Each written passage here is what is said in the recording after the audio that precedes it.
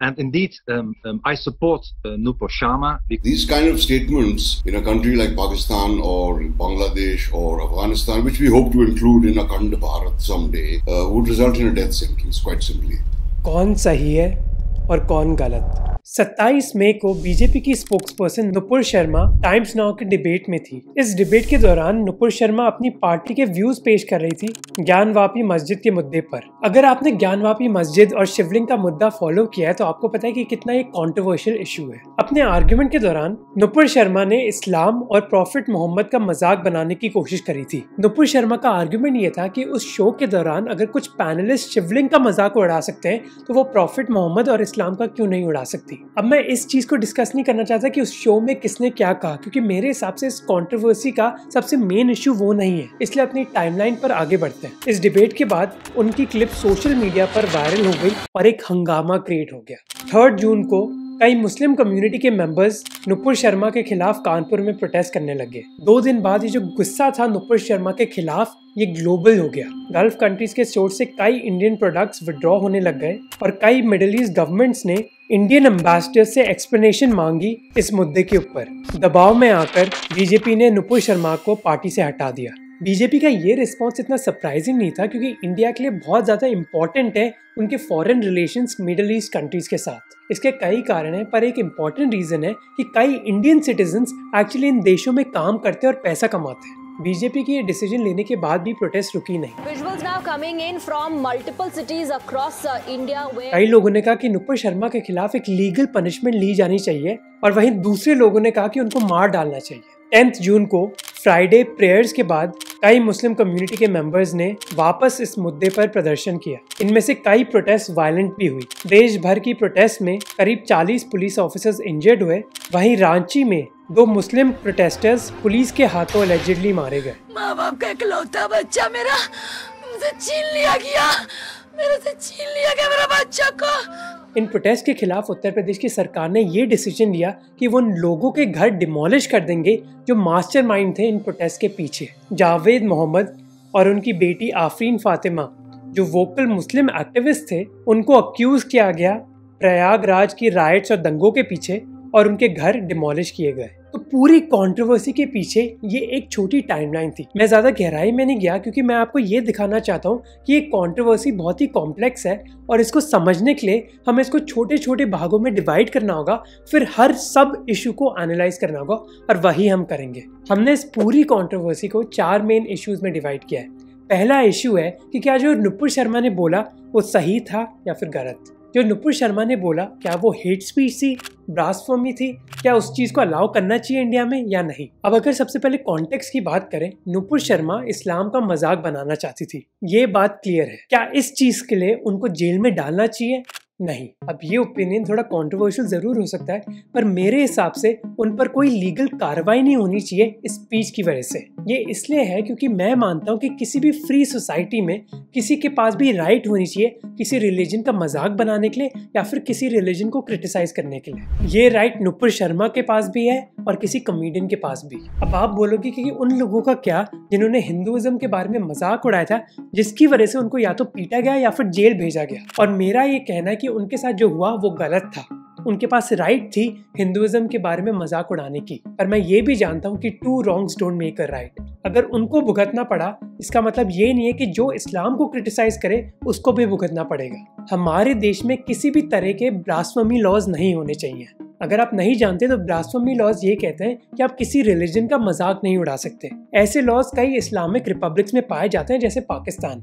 और हमने पाकिस्तान के केस से देखा है कि कैसे ये लॉज सेलेक्टिवली माइनॉरिटीज को पनिश करने के लिए अप्लाई किए जाते हैं। ब्लास्फेमी किसी भी सोसाइटी के लिए बहुत जरूरी है क्योंकि बिना ब्लास्फेमी के कोई रिलीजन रिफॉर्म ही नहीं होएगा। जैसे B.R. अम्बेडकर ने अपनी किताब रिडल्स इन हिंदुइज्म के जरिए हिंदुइज्म को क्रिटिसाइज किया था। इमेजिन करिए कि अगर ब्लास्फेमी नहीं होती तो हमारी सोसाइटी में अभी भी सती, ट्रिपल तलाक या फिर डाउरी होती।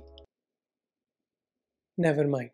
B.R. अम्बेडकर डेफिनेटली ऐसे व्यक्ति थे जो मानते थे कि किसी भी रिलीजन को क्रिटिसाइज जरूर करना चाहिए। उन्होंने अपनी स्पीचेस और राइटिंग्स में बहुत सारी बातें कही जो आज भी हमारी दुनिया में रेलेवेंट है। और अगर आप ऐसी बातों के बारे में और जानना चाहते हैं तो मैं आपको स्ट्रांगली रेकमेंड करूंगा ये ऑडियो बुक, जिसको आप सुन सकते हैं कुकू FM ऐप पर, जिन्होंने हमें सपोर्ट किया ये वीडियो बनाने के लिए। ये ऑडियो बुक करीब 2 घंटे लंबी है और इसमें करीब 16 एपिसोड्स हैं जो हमें बी आर अम्बेडकर की जिंदगी के बारे में बताते हैं। इस ऑडियो बुक के अलावा आप कई और ऑडियो बुक सुन सकते हैं कुकू एफएम ऐप पर कई डिफरेंट लैंग्वेजेस में। इसका मतलब है कि आपके सारे फैमिली मेंबर्स इस ऐप को यूज कर सकते हैं, आपके ग्रैंड पेरेंट्स भी और आपकी फैमिली में बच्चे भी। कुकू एफएम ऐप से कई फैमिलीज नॉलेज बटोर सकती हैं, हजारों पॉडकास्ट सुन के, वो भी एक बहुत अच्छे दाम पर। कुकू एफएम का एनुअल प्लान बस 399 रुपीज का है, जो एक फिजिकल बुक की कॉस्ट से भी कम है। और क्योंकि वो हमें सपोर्ट कर रहे हैं तो आपके लिए एक स्पेशल 50% डिस्काउंट भी है अगर आप घर 50 कूपन कोड यूज करोगे तो। ये कूपन कोड वैलिड है 19 जून तक, तो डिस्क्रिप्शन में लिंक है, उसको जरूर क्लिक कीजिए और कुकू एफएम ऐप को चेकआउट कीजिए। अब आते हैं अपने वीडियो पर वापस। मेरे ओपिनियन में बस वही स्पीच जो वायलेंस को इंसाइट करने की कोशिश कर रही है उसको बैन कर देना चाहिए। पर कहानी में एक ट्विस्ट है। मैं ये कह रहा हूँ कि नुपुर शर्मा पर उनकी स्पीच की वजह से कोई लीगल प्रोसीडिंग्स नहीं होनी चाहिए, पर क्योंकि वो एक पॉलिटिकल पार्टी की एक मेंबर है और स्पेशली वो पॉलिटिकल पार्टी जिसकी सेंटर और कई स्टेट्स में सरकार है, उनके लिए ऐसी चीजें बोलना अलाउ नहीं होना चाहिए। क्योंकि अगर कॉमन सिटीजन का ये स्टैंडर्ड होना चाहिए पॉलिटिकल स्पीच का, तो किसी पॉलिटिकल रिप्रेजेंटेटिव का ये स्टैंडर्ड होना चाहिए। अब आप में से कई लोग शायद काउंटर करोगे ये कहकर कि जो नुपुर शर्मा ने कहा वो गलत नहीं था, कुरान में जो लिखा है उन्होंने उसी के बारे में बात करी। पर हमें ये याद रखना चाहिए कि किसी स्पीच का बस कंटेंट मैटर नहीं करता, इंटेंशन भी मैटर करती है। और नुपुर शर्मा की इंटेंशन थी एक रिलीजन का मजाक उड़ाना। अब अगर कोई नॉर्मल पर्सन ये करे तो मेरी कोई प्रॉब्लम नहीं है, पर ये सेम चीज किसी पॉलिटिकल पार्टी के मेंबर को नहीं करनी चाहिए। फिर सेकंड मुद्दा है कि नुपुर शर्मा की स्टेटमेंट के खिलाफ क्या रिएक्शन हुआ कई ऑपोजिशन लीडर्स और कई मुस्लिम कम्युनिटी के लीडर्स से। अब इसमें कोई प्रॉब्लम नहीं कि कई लोग खुश नहीं थे उनकी स्टेटमेंट से और प्रोटेस्ट करना चाहते थे। इशू ये था कि कई स्टेटमेंट्स ने अपनी हद पार कर ली थी। मुझे जान से मारने की धमकियां आई हैं और मैं आपको बता दूं तो भारत से नहीं, विश्व भर से आ रही हैं। जैसे मैंने पहले कहा कि अगर कोई भी इंडिविजुअल वायलेंस इंसाइट करने की कोशिश कर रहा है तो उस स्पीच को बैन कर देना चाहिए और उस इंडिविजुअल पर लीगल प्रोसीडिंग्स करनी चाहिए। और जैसे मैंने पहले बताया कि जो पार्लियामेंट्री लीडर्स हैं उन पर और भी जिम्मेदारी होनी चाहिए कि वो रिस्पॉन्सिबली बात करें, क्योंकि उनके कई सपोर्टर्स हैं जो उनकी हर बात को मानने के लिए तैयार है। इसके अलावा ये फोटो भी वायरल हुई थी सोशल मीडिया पर, जहाँ नुपुर शर्मा के पुतले को कुछ तारों से टंगाया गया था कर्नाटका में, और कई लोगों ने कहा कि नुपुर शर्मा की लाइफ पर खुले आम धमकी दी जा रही है। अब पुतले जलाना इंडिया में बहुत कॉमन तरीका है प्रोटेस्ट करने के लिए। ऐसा कई पॉलिटिकल पार्टीज भी करती हैं और क्रिकेटर्स के फैंस भी करते हैं। पर ये सिचुएशन थोड़ी अलग थी, क्योंकि जब किसी क्रिकेटर का पुतला जलाया जाता है तो वायलेंस की थ्रेट नहीं दी जाती, पर नुपुर शर्मा के केस में एक वायलेंस की थ्रेट दी गई थी, फिर उनका पुतला जलाया गया था। जब ऑपोजिशन लीडर्स या फिर क्रिकेट फैंस पुतले जलाते हैं तो वो मोस्टली एक सिंबॉलिक जेस्चर होता है, वो एक डायरेक्ट धमकी नहीं होती उनकी जिंदगी पर। अब मैं आपको एक और चीज बताना चाहता हूँ जो हो सकता है आप में से कुछ लोगों को कंट्रोवर्शियल लगे। इस मुद्दे पर जितना अटेंशन गया है कि नुपुर शर्मा की जिंदगी पर एक खतरा है और ये हम कैसे अलाउ कर सकते हैं एक डेमोक्रेटिक सोसाइटी में, हमें ये भी याद रखना चाहिए कि इसी हफ्ते एक और इंसिडेंट हुआ था जहां यूपी पुलिस ने 3rd डिग्री टॉर्चर दिया था एक मुस्लिम लड़के को, और ये टॉर्चर ऐसा था जो ऑनेस्टली मैं बयान भी नहीं कर सकता। A rod was inserted in his private parts and he was subjected to electric shocks and torture. इसके अलावा कई और लोग थे जिनको जेल डाला गया उनकी बस स्पीच की वजह से। तो मेरे हिसाब से ये हमें हमारी हिपोक्रेसी दिखाता है कि हम सब नुपुर शर्मा की डेथ थ्रेट के बारे में बात कर रहे हैं, जबकि आम लोग जो ना इतने पावरफुल है और ना इतने पॉपुलर है उनकी जिंदगी पर एक्चुअल अत्याचार हो रहा है। कोई थ्रेट नहीं है, पर एक्चुअल 3rd डिग्री टॉर्चर और उनको जेल भेजा जा रहा है। फिर तीसरा मुद्दा है कि कैसी प्रोटेस्ट अलाउ की जानी चाहिए एक डेमोक्रेटिक सोसाइटी में। ये मुद्दा उठा पहले कानपुर में 3 जून को और फिर 10 जून को। अब जहाँ कई प्रोटेस्ट पीसफुल थी, दूसरी जगह जैसे रांची, प्रयागराज और कानपुर में हमें वायलेंट प्रोटेस्ट देखने को मिली। इन प्रोटेस्ट के दौरान स्टोन पेल्टिंग भी हुई और पब्लिक प्रॉपर्टी को डैमेज भी किया गया। अब इंडिया में प्रोटेस्ट हमारे कल्चर में है और हमारा लॉ आपको अपॉर्चुनिटी देता है पीसफुल प्रोटेस्ट करने के लिए, पर वायलेंट प्रोटेस्ट हमारी सोसाइटी का भाग नहीं हो सकती। इन प्रोटेस्ट की वजह से एक अननेसेसरी बर्डन पड़ता है टैक्स पेयर्स पर, आप और मेरे जैसे लोगों पर। जैसे 2016 की हरियाणा में जाट एजिटेशन में पब्लिक और प्राइवेट प्रॉपर्टी जिसकी कीमत करीब 2000 करोड़ थी उसको डैमेज किया गया। सिमिलरली गुजरात में 2015 प्रोटेस्ट के दौरान करीब 60 सरकारी व्हीकल्स और 2000 पब्लिक बिल्डिंग्स डिस्ट्रॉय करी गई। इंडिया में सबसे बुरा जन्म आपका होगा जिस जन्म में आप स्टेट ट्रांसपोर्ट की बस बन के पैदा हो जाओगे। हर कोई आपको जलाएगा आके। और अनफॉर्चुनेटली ऐसी प्रोटेस्ट अब बहुत कॉमन हो गई है इंडिया में। बहुत कॉमन बात है, पब्लिक प्रॉपर्टी को डिस्ट्रॉय करना या फिर किसी ट्रेन को रोक देना अब बहुत आम बात हो गई है। पर क्या ये एक रीजनेबल तरीका है प्रोटेस्ट करने का? नहीं। अब आते हैं चौथे मुद्दे पर। यह मुद्दा है कि किस तरह सरकार ने रिएक्ट किया इन वायलेंट प्रोटेस्ट के खिलाफ। अब एक तरफ है कि सरकार को रूल ऑफ लॉ फॉलो करना चाहिए था और एविडेंस के साथ जिन लोगों ने वायलेंट प्रोटेस्ट स्टार्ट करी उनको अरेस्ट करना चाहिए था।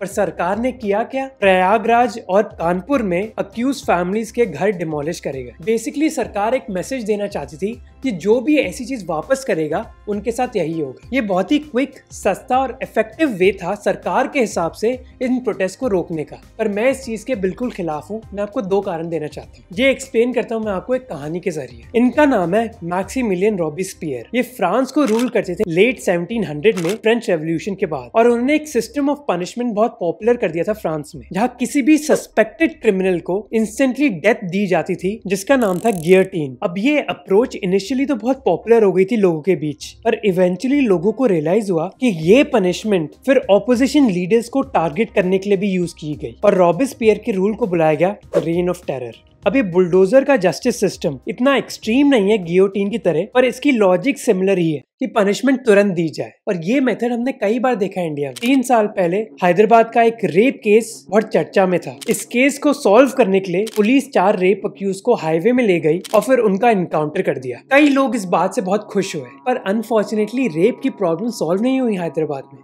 ये इंस्टेंट सोल्यूशन एक ड्रग की तरह होते हैं। ये आपको इंस्टेंट डोपामिन हिट तो देते हैं, जिससे अगर आप उदास हो आप सडनली खुश हो जाते हो, पर ये आपकी एक्चुअल प्रॉब्लम सॉल्व नहीं करते। जब कोई भी सरकार ऐसे शॉर्ट टर्म सोल्यूशंस यूज करती है जहां लोग खुश हो जाते हैं, बेसिकली सरकार को एक बहाना मिल जाता है कि वो रूल ऑफ लॉ में कुछ इन्वेस्टमेंट्स करे ही ना, क्योंकि रूल ऑफ लॉ में इन्वेस्ट करना बहुत कॉस्टली है, बहुत मुश्किल है। इसलिए या तो वो एनकाउंटर थ्योरी लेकर आते हैं या फिर बुलडोजर थ्योरी। ऐसे सोल्यूशन से लॉन्ग टर्म में किसी भी सिटीजन का फायदा नहीं होगा। हो सकता है कि आप आज तो बहुत सेटिस्फाइड हो उस सोल्यूशन से, पर भविष्य में अगर आपका कोई डिस्प्यूट होगा अपने पड़ोसी के साथ, तो क्या वो लीगल सिस्टम आपकी सुनेगा? नहीं, क्योंकि सरकार ने इन्वेस्टमेंट ही नहीं करी थी रूल ऑफ लॉ में। फिर दूसरा कारण जिसकी वजह से मैं बुलडोजर जस्टिस सपोर्ट नहीं करता, वो है कलेक्टिव पनिशमेंट। बेसिकली सरकार ने ये निर्णय लिया कि वो कलेक्टिव पनिशमेंट करने के लिए तैयार है। कलेक्टिव पनिशमेंट का ये मतलब है, मान लीजिए अगर 5 व्यक्ति हैं जो एक दूसरे से कनेक्टेड है, अगर सरकार ने कहा कि ये पहला व्यक्ति एक अक्यूज्ड है, तो वो उन 5 को पनिश करने के लिए तैयार है। इसे कहा जाता है कलेक्टिव पनिशमेंट। अब अगर हम मान भी ले कि यूपी सरकार के हिसाब से जो लोग इस क्राइम के लिए अक्यूज है